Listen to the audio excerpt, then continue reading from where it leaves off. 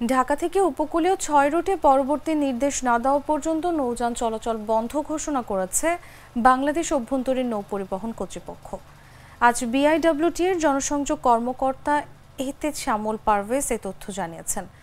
তিনি বলেন, উপকূলীয় অঞ্চলে বৈরী আবহাওয়া সমুদ্র বন্দরগুলোতে ৩ নম্বর স্থানীয় সতর্কতা সংকেত জারি করায় এবং উপকূলীয় অঞ্চলে নদী উত্তাল থাকার কারণে যাত্রীদের জানমালের নিরাপত্তার স্বার্থে ঢাকা হাতিয়া, ঢাকা বেতুয়া, ঢাকা খেপুপাড়া, ঢাকা চরমন্তাজ, ঢাকা রাঙাবালি, ঢাকা মনপুরাগামী উপকূলীয় অঞ্চলের নৌপথে নৌযান চলাচল পরবর্তী নির্দেশ না দেওয়া পর্যন্ত বন্ধ ঘোষণা করা হয়েছে।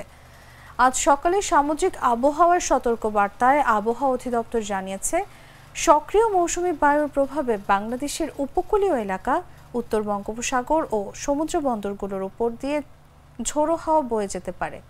এজন্য চট্টগ্রাম, কক্সবাজার, মোংলা ও পায়রা সমুদ্র বন্দরকে ৩ নম্বর স্থানীয় সতর্ক সংকেত দেখিয়ে যেতে বলা হয়েছে।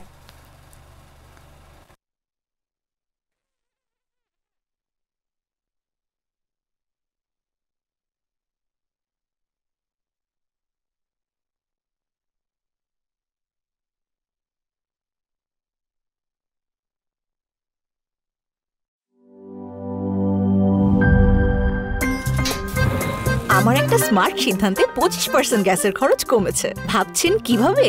সাধারণ গ্যাস স্টোভ বদলে আমি এনেছি আরএফএল গ্যাস স্টোভ। এর সাইন্টিফিক নজল ও ব্রাস বার্নার ক্যাপ সমানভাবে তাপ ছড়িয়ে রান্না করে দ্রুত, তাই গ্যাসও বাঁচায় 25%, টাকাও বাঁচে 25%। আরএফএল গ্যাস স্টোভ নিরাপদ ও গ্যাস সাশ্রয়ী।